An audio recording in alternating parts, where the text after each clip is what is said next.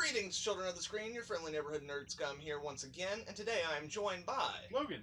Now guys, some of you might have noticed recently I hit the 1,000 subscriber milestone. And as such, as part of the celebration for that, I decided I'm going to bring back some of my former co-hosts here on the channel so that we can, have fun and kind of celebrate, the history of the channel while also doing some new stuff. And since a lot of you guys who are new subscribers are here for Crossed, I decided there's nothing better than bringing Logan, one of the original co-hosts, back to talk about a book that he and I both love and started reading right around the same time. Crossed, Wish You Were Here. And today we're going to be talking about Volume 1. So, it was like, what, maybe 3-4 years ago? Yeah, you got it, this issue, actually, for me for Christmas. That's right. Yeah. I mean, it was, as someone that's not super into, crazy, I guess, you're the one that got me into horror stuff, so this came in and it was like, okay. Yeah. And as I've said in some other videos, I was initially drawn to the series because they had writers like Garth Ennis and Alan Moore and guys like that. But once I kind of took a look at them, I was like, okay, this is a very big franchise, so I should check out other stuff. And at the same time, I was managing the comic book store, and I always prided myself on being able to find something for everyone in terms of comic books. And I think, Logan, you'd really got into, the Moon Knight stuff that I'd been giving you. Yeah, especially the Warren Ellis issues. Yeah. But when I started reading these, I was like, this is a good horror series, but at the same time, it's really well written. Yeah. And it's really well put together. And, again, you'd kind of started getting into a little bit more horror stuff, so I was like, yeah, let's see how he likes it. And the rest is... First page, man. Yeah, just first right page. In. Right in there. Yeah. Let's go ahead and jump in.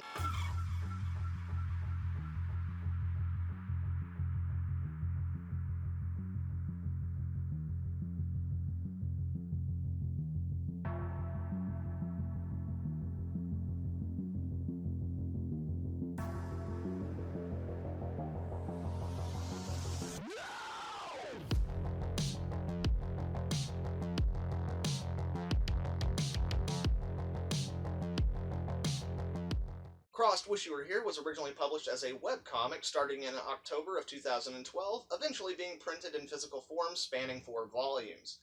The series is written by Cy Spurrier and drawn by Javier Barrino for Volume 1 and Fernando Milik for Volumes 2 through 4, with inks by Gary Erkson, Lee Townsend, and Keith Williams, colors by Juan Mar, and Juan Rodriguez, with lettering by James Reed. Now, I'm sure I totally fucked up some of those names, so I do apologize. So, the main story for this particular series is told through the journal entries of Shaky, or Shakespeare, a former writer of comic books, and it focuses on a group of survivors who have formed a community on the island of Cava off the coast of Scotland.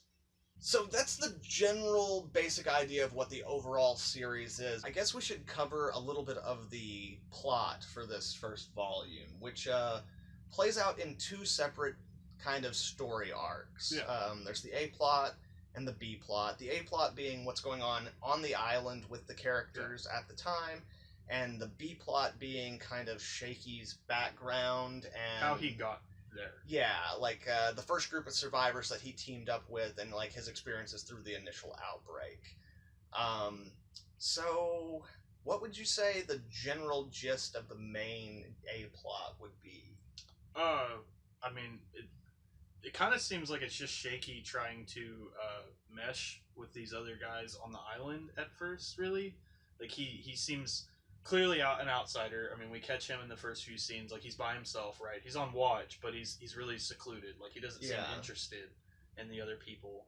And then, just their little settlement, rather, I guess, how their roles are in this little community. It's on an island, but I mean, it doesn't look like a whole lot on the island either. Yeah. So I mean, they kind of they even call it, kind of sarcastically, they call it Eden.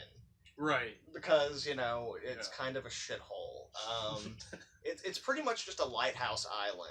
And the A-plot really in this, there's not a whole lot of plot until you get to the latter part of the volume. It's mostly just introducing us to all the different characters. Establishing our little world. Yeah, the relationships between them and kind of how their life runs on the island.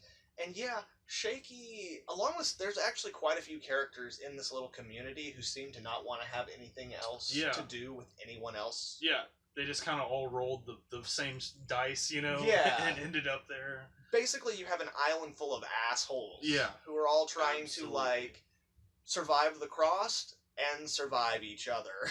Yeah. But no, they can't do it alone. Right. So. But yeah, and, like, you know, they mostly live off of fish that they get from out of the waters around the island, and because of where the island is situated, like, it keeps big boats from being able to come over there, and the currents are as such that when crossed try to, like, attack the island by swimming, most of the time they just get swept away. Yeah. Or at least you'll see them. Right. You see them coming pretty early on, which is great because literally that's how our introduction to this book and to these characters is Shaky on watch, you know, writing in his little journal and looking out, and lo and behold, what does he see? Oh man, a dolphin fucker. Yeah, he sees a guy stabbing and fucking a dolphin's blowhole while screaming out for his mommy. Yeah. I got this given to me on Christmas, so nice. It's a wonderful time of year. Yes. Fun for the whole family, mommy's included. But yeah, and then, like, again, I'm not going to go through all of the characters because there are a fair amount of them. And not that many of them play into this volume's overall story. Yeah. But there's a lot that goes on in this particular volume. Okay, so we've got Shaky, obviously, and then the two guys who kind of run the island are Rab, an old fishing boat captain who kind of, he was familiar with... Typical Scottish, what you think of, bearded, Absolutely. The fish cap and boots. And he was familiar with the island and kind of started the settlement. Yeah. And there's this other guy named Don, whose real name is John, but he has very much a Napoleon complex and has kind of forced himself into a secondary leader position on the island. And most of the other characters that are important, we will get to them as we go through, but those are kind of a lot of our key players that move the plot forward in this particular volume. But basically in this volume, as things progress and we get to know these characters, they start to realize that there seem to be some weird things going on with the Crossed. The first thing that gives them this indication is a boat floats by with a cow on it. Yeah, and that's totally forgot about And then it turns out the cow has a grenade up its ass. Yep.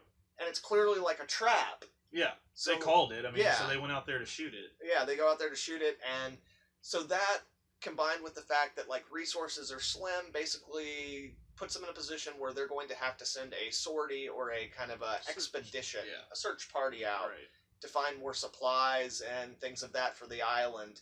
And throughout the course of the story, we see Shaky kind of go from, in the beginning, he's a lone asshole who's pretty bored on the island. Right. And what we end up seeing throughout the course of the story is him getting bored and frustrated enough with life there that he begins manipulating things to make sure that he is on the expedition that goes out. Yeah, he wants out. He wants to see what else is out there. You know, I think at one point he even says, like, the only thing that can cut the tedium and boredom is the threat of an oncoming death, you know? And he resorts to this by some fairly shady method because they decide they're going to have a drawing to make it fair, which really is more about the fact that, like, if they were just going to send people, they would send the most capable people out, but those are the people they can't afford to lose. Right, yeah, the same people that are fishing, making the trenches, making the barricades, probably the ones that are the better shots. Yeah. So, you know. So, like, the first thing he does is there is a character on the island, and her name is Sophia. So yeah, Sophia is a Hispanic lady who speaks no English, and basically she's a prostitute on the island, and she has these little beads, shiny beads, that every day she'll give out 6 of them. And again, like we say, she's a prostitute. They pay her with the beads, but in reality, she's just getting shelter and food. Yeah, she's guaranteeing survival. Yeah, pretty much, with the only thing she has in trade. And every day these are given out, but Shaky never uses the beads. So at one point he bribes Don by giving him, like, a bunch of beads to be like, make sure I go on the sortie.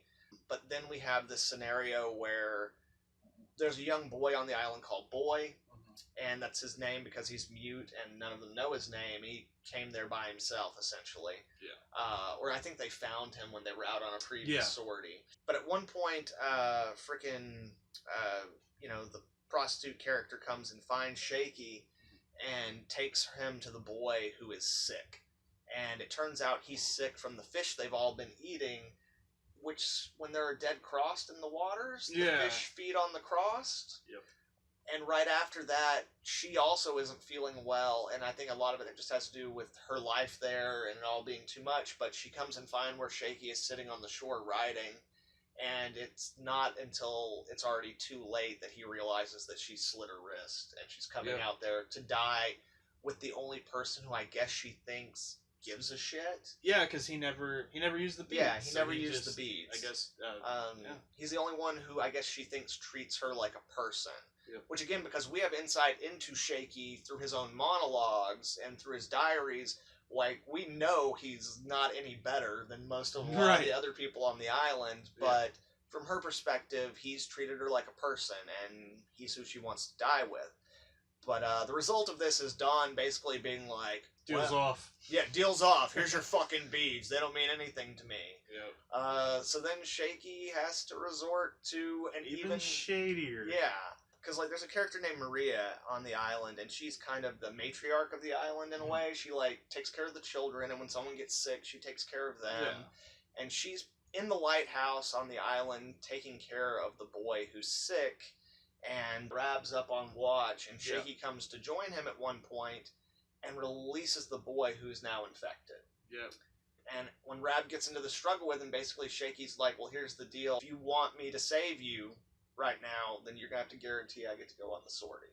And that's what happens, and he, sure enough, gets chosen to go on the sortie, which will be followed up in Volume 2.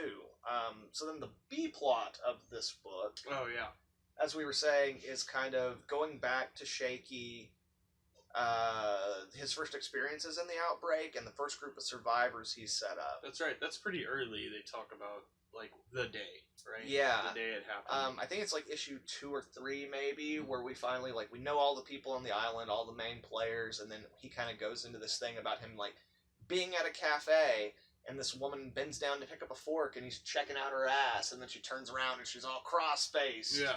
And runs away, and the whole place is hell. Right. And goes into a subway, and, like... Oh, yeah, and there's just an orgy of death happening, quite literally, where people are just fucking people to death and fucking dead bodies and with body parts. Right. And he, like, literally falls into the subway because out on the streets it's just pandemonium, and he, like, trips and falls down the steps into the subway, and the only thing that saves him is that some jackass up on the street runs by with a gun, just, like, taking out a bunch of cross, so he's able to, like, sneak away and hide. After that, he spends a couple of days in the woods, and at a certain point, he goes to take a shit, and the crossed find him, and as he's, like, trying to pull his pants up, all of a sudden, some kid shows up and throws him a gun. Yeah. And he takes out, also, like, the people who are with the kid, they kill most of the crossed, and then Shake has to kill a little girl who's infected. Yep. And this is how he meets, this little group of survivors that he spent his first leg of the outbreak with, which is, like, this kid, and then an old His man. Girlfriend? Didn't the kid have, or no? No. That's there's like a guy who's like a low-level member of royalty. He's a lord. Yeah. And it's that guy and his girlfriend, and then the leader of their little contingent. And there are a couple other characters who are with them, but they're basically just crossed fodder. Yeah. It's to give us a body count later on. And this other dude, who I think they call him, like, the Game Master. Yeah. Where he's clearly, like, a hunter or a survivalist or something to that effect. And so, yeah, Shakes ends up with them.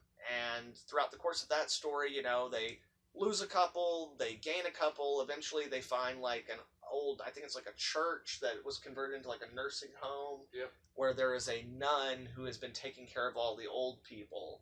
And at a certain point, the games master or whatever, basically, he wants them to come with them, because we find out through the course of this that the game master has basically been forcing the Lord's girlfriend to perform sexual acts in order to protect them. Yeah, as payment for keeping them safe. Just a scumbag, man. Yeah, he's just a real dipshit.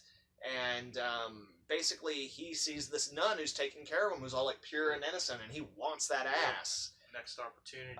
But she won't leave all the old people, so he eventually engineers a scenario which pulls the cross into the kind of old folks home / church or convent and forces her to go with them.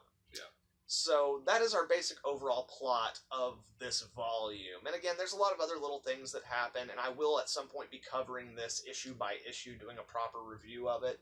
But this is more just a discussion. So now that you know the plot, we'll get into what we thought about the book and kind of some of the things that were interesting and some of the things that might have been a little bit more, you know.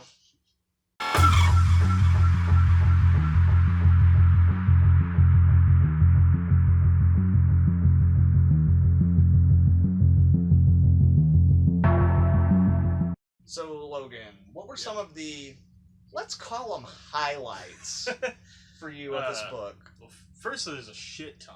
I mean, it feels like every other page you're reading, there's just some absurdities. But I'd say, like obviously the first page, but big highlight, I guess, or first time that the island's actually like impacted, I guess, is when they make it to the island. When some of the cross make it to the island and kind of like rush in, and they have to use the barricades or the little I guess barbed wire and stuff, and it's our first, I guess, like major casualty of a situation, right? Yeah, there's like one little one before that, but that's the first time where they actually breach the shores of the island, where like there's a couple who have a kid who's like 12, and he's supposed to turn the bell in the lighthouse off that night and forgets. So they send this soldier boy named John, who did like 2 tours in Iraq. They send him out to do it, and at a certain point, he just comes hauling ass back with the cross chasing him. Yeah. And they've got all these barricades with barbed wire and razor wire and everything. Yeah. And then he gets caught up, and they like a cross pisses on him. Yeah. And so they're all like, "Oh fucking no! Like, you're done, homie." Yep. You know. And they left him to get. Well, they throw him a knife, and he cuts his own. That's throat. right. Yeah. I didn't even forgot about that. Yeah, because again, like with a lot of like 28 Days Later or other zombie stories, like if you get any fluids of the cross inside of your system, like in a cut or in your eyes or in your mouth, like you'll turn, and he's all cut up from the razor wire, and these cross are just pissing on him. Yeah, so they're like, this is probably a better death than what ends up happening. But and of course it's like the little dude Don, who's like, well, now the dude's got to die. And like whenever, and then they throw him the knife, and the dude cuts his own throat, and then they kill the rest of the crossed. And everybody's just kind of looking at Shaky like, "Come on, man! Like, don't you have anything to say about this?" And he's kind of like, "I think Don's an asshole, but he's also probably right about this." Yeah. That is interesting in a lot of ways. Like, I really think it's interesting because we get to see. Because earlier in the book, and I'll talk about it more in a second, there is like a moment earlier where we see kind of the defenses at the shoreline that they have. Right. Yeah. But every night they all kind of fall back to this one central area, and then we really get to see how they plan on protecting themselves in that area. But we also see that, like, despite the fact that we know Shaky is an asshole who kind of keeps himself a little bit separate, it seems that the fact that he does keep himself a little bit separate so far has kind of... Most of the people on the island don't see him the same way that we already do. Right. They kind of think of him more with having a little bit more moral upstandingness than we kind of consider him, because he's very blatant and clear from the beginning that he's an asshole. So yeah, that's interesting. It definitely gives us more insight into how they live on the island, and it gives us more insight into kind of the way that a lot of these characters see each other. Because again, beforehand, we have like this younger kid on the island, I think he's like 17 or 18, who's like out on a boat fishing, and a group of cross start coming at him, and he's got like either headphones on, or I think he's got like a big wool cap on. Right. Yeah. And they manage to like take out the cross and shoot the cross that are coming after him, but then there's a bunch more. And the poor kid doesn't make it, and that's when we find out that they have like these pipelines that they've buried underneath the sand that go right out into the water where they can release gasoline. And set the water on fire to kill a bunch of the Crossed if they have to. So again, it's like, that's really interesting. Like, in this book, they do kind of show us a lot of different aspects in this first volume of kind of not only the interrelationships of the characters, but how they've managed to survive. Because despite the fact you're on an island, that's not going to keep you safe all on its own. Right. It has setup, but it's like, at least it's worthwhile. You know, it's not filler. Yeah. It gives us a lot of depth into their situation. Right. Really. One of the other things that for me in this book really had a lot of impact, or I thought was particularly well handled and interesting, is there is another family on the island who kind of keeps himself way separate from everyone. Oh, yeah. I believe they're called the Massads. It's a husband, a wife, and then their daughter, who is 15, who is bored out of her mind and is pretty much curing that boredom by banging all the younger men on the island. Yeah, and I that's right. do mean men, not teenagers, because there's not really any, except for the kid who got killed earlier on. Yeah. But like, there's a That's scene. right, and they think she's like a saint. Yeah. Her parents, typical, or at least her father thinks she's like a saint. Her mother seems to kind of know what's going on and just kind of lets it go because of the situation they're in. But at one point, she basically propositions Shaky, and when he eventually goes, and it's kind of left ambiguous as to whether he's actually going to bang her or if he's going to be like, "Hey, I'm not going to do that. You need to just come back." But he finds her banging like another guy on the island. Yeah. So he heads back, and when he heads back, he sees that the youngest child of this family, who's maybe 5 or 7, something in there, who I don't think is ever even named. I think they just refer to him as the baby. Yeah. But he's very young, and he's in the distance playing and chasing some birds, and Shaky's like, "Those are crows." It's like, they like to bring presents for their friends from far away, and most of the time it's dead things. Yeah. And the parents freak out, and of course when we run over there, we see the child playing with the eyeball of a dead Crossed, and he's infected. Yeah. So then after that, we see the child is like put in a cage, and they're trying to figure out what to do with him, and some of them are like, "Well, we can't just kill him, he's a child." And then others are like, "Well, this is actually an opportunity, because like we've never had one who's so defenseless this close. Yeah. Maybe we can study it," and all this kind of stuff. And eventually the dad just tells them all to fuck off and takes the kid out away from everybody and kills him. And from that point on, the dad is not with the group. Well, he's not with the group, but he keeps inserting himself into the dangerous situations the group puts themselves in more and more.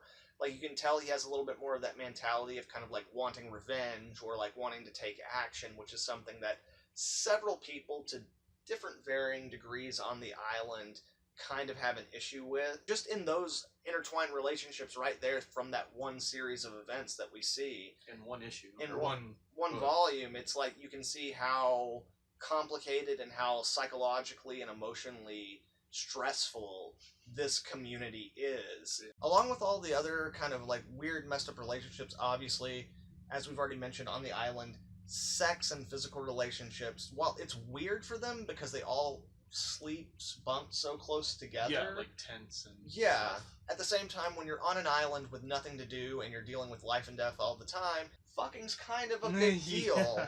And there are multiple times throughout this where, Shaky will talk about the different women on the island and, like, whether he's interested in them or not. There's this one lady who, like, at one point they go out on kind of a scouting type thing to one of the other nearby islands, and, we find out that she used to, like, watch over her mother, and then she flips out when they find, like, a Crossed who's, like, chained up. And she's like, "She reminds me of my mom," and then she, like, beats her to death while screaming about how she ruined her life. And Shaky mentions at one point, it's like, yeah, like, she's really hot, but even when I dream about fucking her, it ends with her, like, biting my dick off or something. So even my subconscious... Like, she's just as crazy as the fuckers we're defending from. And you can tell she has a lot of bottled up anger, but the one that he gravitates towards the most is this kind of 30s hippy-dippy kind of artsy-fartsy chick. And, like, in this volume, we do, at one point, there's a point where she's, like, drawing on the shoreline, and they have like a really nice conversation, and it's very clear that there is some chemistry there. Right. I mean, they both kind of, I guess, he's more literature. She's with visuals, and it's like, oh. But they're both kind of artsy folk, and they're both assholes to a certain degree. Right. With her, I think she's more blunt than an asshole, but as we'll find out in later volumes, like, she's certainly not pure of heart, necessarily. And again, that's kind of interesting and cool, and kind of gives us some of the only little bits of light that we get in this particular volume. Right. And we're mentioning it now also because it is a big deal in later volumes, how that relationship progresses. Outside of that, I think the only other real notable thing worth mentioning is the character, which we haven't gotten to as of we yet. totally, like, blitzed by this guy. Yeah.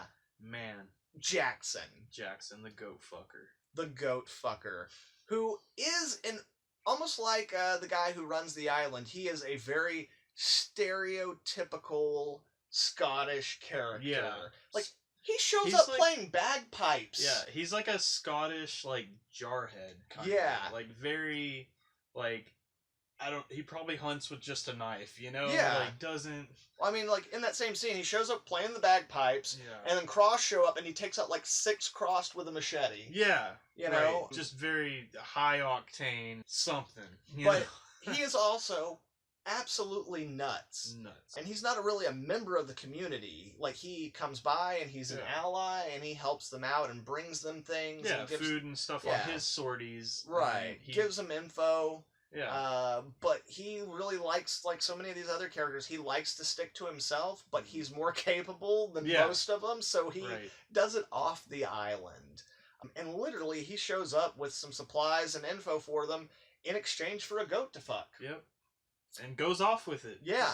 Sucks up, be back in a couple months or whatever. When they first mentioned it in the book, I thought it was a joke. When they're calling him a goat fucker because he's like a crazy hill person. Nope. It's literal. Yeah. Whereas everyone else on the island is obsessed with finding someone to fuck. Yeah, like, we were just talking about how relationships are in this. Yeah. Jackson wants no fucking bit of it. Nope. He's like, it's simple. I'm going to fuck this goat, and if things get really bad, I can then eat the goat, and then just come back and trade for another goat to fuck. Yep.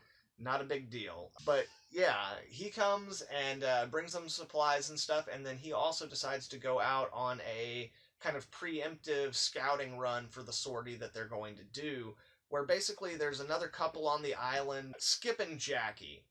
Skip and Jackie are a couple. They're the ones who have the 12-year-old son who forgets to turn the bell off or muffle the bell at the lighthouse. They're the ones who have a speedboat. Skip's kind of like a bro show, typical kind of surfer dude. Skip, he's kind of like an extreme sports kind of guy. Yeah. He's a white dude with long blonde dreadlocks, and like he's very entitled. Around the island, the shores, as we mentioned, the water's very shallow, so like most boats with a motor can't really get through there. Mm-hmm. So he has this boat like at a dock that's nearby, and right before the sortie, they kind of have to go out and check it out, make sure that no Cross have fucked with it, make sure it's still in working order. And Jackson decides to go with them on this little excursion, which is good because, again, as we said, he's very capable. Man of adventure. He's a good guy to have around, even though, not quite there. But in this world, like, who's going to complain? Right. Who is all there in this fucking world at this point? Fact. Yeah, and when they go, the boat's fine, the motor for the boat is fine, but when they get there, they find that all along the docks there are people crucified. Yep. And I don't think humans did it. Yeah, and they are highly suspicious that it's a trap, but within this little excursion, not such a big deal. But it does make them weary and then gives them pause for when they come back in the next volume to set out on the sortie. Those are kind of all the major events or the key things that have overarching ramifications for like the characters and the story and the plot. Again, we already kind of went through the B plot, and while there are some other more extreme things that happen there, a lot of it is just kind of backstory. We don't really, until later volumes, start getting into the parts of the B plot that are really substantial, except for one thing. And that is the introduction of the nun that we mentioned earlier. Yep. So, would you like to tell our audience, for those of them who haven't read it, how does this character reappear in the A plot? Well, she reappears on a boat with a older Crossed, and she's bent over the boat and not getting banged, so to speak, but getting a foot rammed up her from the, I guess, more shin side. Yeah. Just the bone. Yeah. Right? Well, I mean, it goes pretty far in there. Yeah.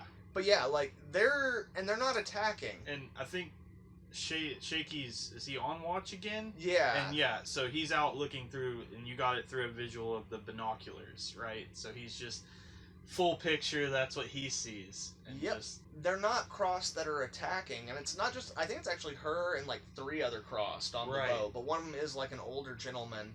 And when Shaky first pulls up his binoculars, he can see that they're just out there watching. Yeah.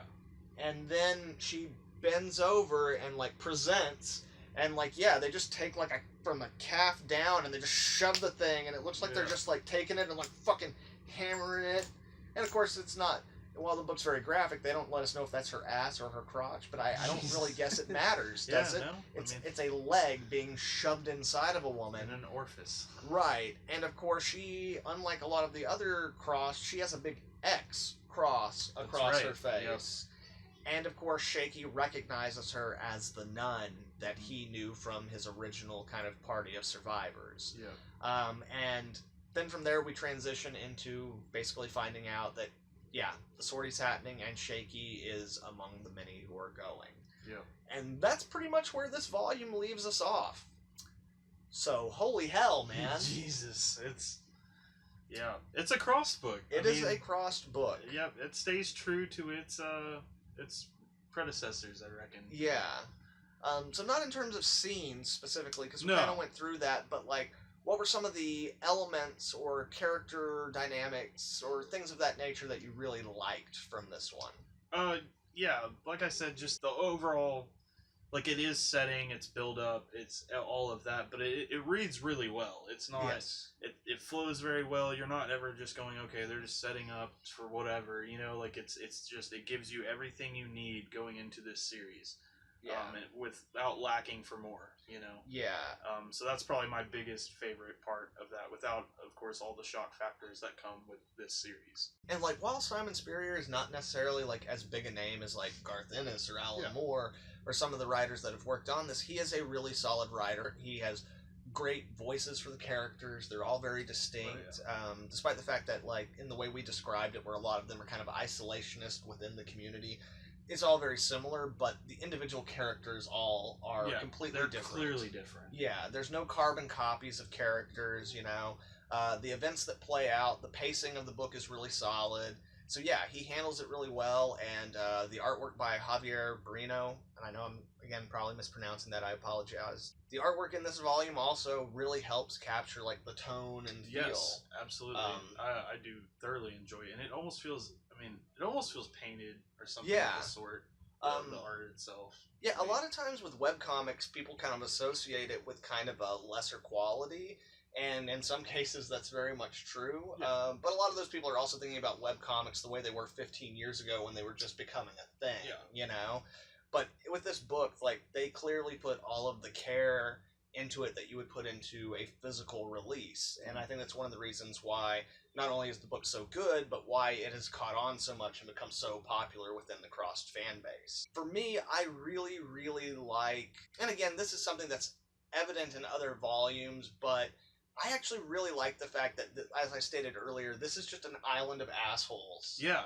It's kind of the island of misfit toys or something. Exactly like that. Yes. You know, you just have a bunch of people who clearly don't want to be together, and they try to separate themselves as much as possible, but at the same time, like, they're stuck together, you know? It's almost like going to a job with those certain people on that shift that you just don't like, but then you get stuck with them. Yeah, Like, absolutely. you're stuck working on the weekends together. Yeah, but overall, it's a really solid introduction to this series. Yeah, absolutely. And I definitely enjoy it. Now, having said that, not everything is absolutely perfect, but a lot of those probably come down to personal tastes. So, was there anything in the book that for you kind of either pulled you out of it or something where you thought, like, that doesn't quite...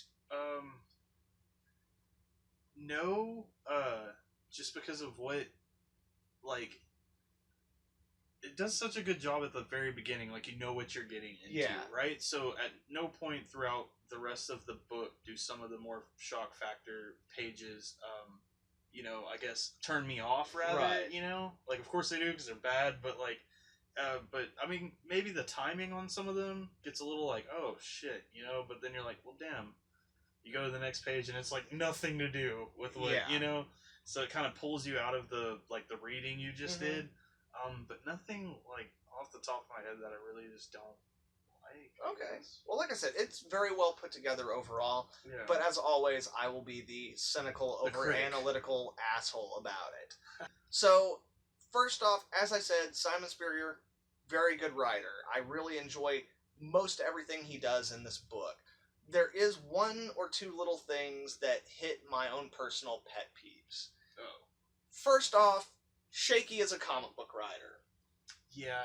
So, and while that's not inherently bad necessarily, it is one of those things where, like, and it actually becomes worse in later volumes where, like, when the story starts progressing, but I'm sure it's not a self-insert for the writer himself, but at the same time, I'm just one of those people that, like, if I'm watching a movie that's an independent movie and it's someone's first movie and it's a movie about a screenwriter or a filmmaker, but the movie's not about screenwriting or filmmaking, it gets under my skin because it just feels like a shortcut. You know? Yeah, It they're feels, just making it easier for them to write. it feels like a pieces. cheap out. Yeah. But at the same time, that doesn't really play into heavily. Again, in later volumes, it plays in more, where there are moments where I'll get to that in later volumes. How about that? But the only thing in this volume, in terms of the writing, that really kind of got to me specifically in the writing, is the use of pop culture references. And again, like, it's set in the modern time for when the book came out. Yeah. People make pop culture references. We're inundated with pop culture all the time. It's part of our natural vocabulary. But there are moments where, like, he describes one of the characters as having lightsabers behind her eyes. And I'm just like, fuck you. Come on. It's like, there's a million other ways to describe that sound better. Especially with someone we're calling Shaky or Shakespeare. Yeah. He could have made it more witty, I guess. Yeah, and I mean, again, in later volumes, he points out that he was never that good a writer, and he even mentions it in this one, too, but at the same time... That further reinforces your previous... Yeah. Though, so. So again, it's one of those things that, like, it bothered me, and it was one of the few things that pulled me out of the story. Because it's also... It's not there consistently enough for it to feel like a part of the way the story is being told. So when it is there, it feels off to me. Yeah. The other thing is, while I really like the overall B-plot, and I think that the B-plot itself is handled very well, the way that it's doled out feels kind of weird to me. Because the A-plot is told, and they're both told through these journal entries, but, like, the times in which the B-plot pops up. Yeah. It's still very well told, the B-plot that's presented in the journal entries, but it's just, it doesn't feel like the main story, what's happening, then gives him the impetus to tell us that backstory. It feels like it's more there for us, the audience. Yeah, like he's just not like, it's like that one night, and then cut to it, no, it just kind of... Right, whereas in later volumes it really does that more, but in this one, because he's setting things up, it really is like, and now you need to know this information. Yeah. So again, it's not bad in of itself, and it's still relatively well handled in terms of the actual material, but the way that it segues into those bits is a little bit more contrived. But again, overall, the book is really well written, outside of those few little complaints I had, again, because I'm a nitpick. Yeah. Gotcha. Nitpicking asshole is what I was going for there, ladies and gentlemen. But, it's a really solid book. So, having said that, Logan, would you recommend this to fans of the franchise or overall fans of horror? Yeah, absolutely. I mean, yeah. First issue, or your third or fourth book in this series, I mean... Yeah. Fantastic. Yeah, and I mean, like, it does a really good job, very similar to the first volume of the original book by Ennis, where, like, it gives you a good entry point into this world, like, the outbreak has already happened, but it then flashes back and tells you what, despite the fact that like they both start off in a cafe, like when the actual outbreak happens. Continuity. That's kind of weird. Like that doesn't seem like it would be the touchstone that you would use. But beyond that, they're very different books. Yeah. That focus on very different characters. And very different like psychological kind of situations and emotional situations, but they still feel like they're in the same universe, and it's very cohesive with the overall franchise. Absolutely. I also would recommend it to fans of the franchise if they haven't read this volume, despite the fact that we pretty much just told you the majority of the big things that happen in the book. But as always, I made sure there were like small elements, small character interactions, whole characters that we're not really touching upon, who do have significant things that happen in the story, so that way, if you do decide to watch this and then go read the book, there will still be things for you to discover on your own and little things for you to find that will make the story more meaningful for you. So yeah, also if you're a fan of horror and you have not checked this book out, I highly recommend it. Again, Spurrier may not be a name like Alan Moore or like Garth Ennis, but like he holds his own next to these guys fairly well in this franchise, and it is just a lot of fun. So, thank you guys very much for watching. I really hope you enjoyed this, and I really hope that you'll be back to see us cover volumes 2 through 4, which we will be having coming out here shortly. If you like this video, please leave a like and share it with some friends. Also, make sure to subscribe so you can check out all the dope cross content I'll have coming out in the future. Hope you guys have a good one. Later. Nerd Scum. Out. Crossed. Crossed. Crossed.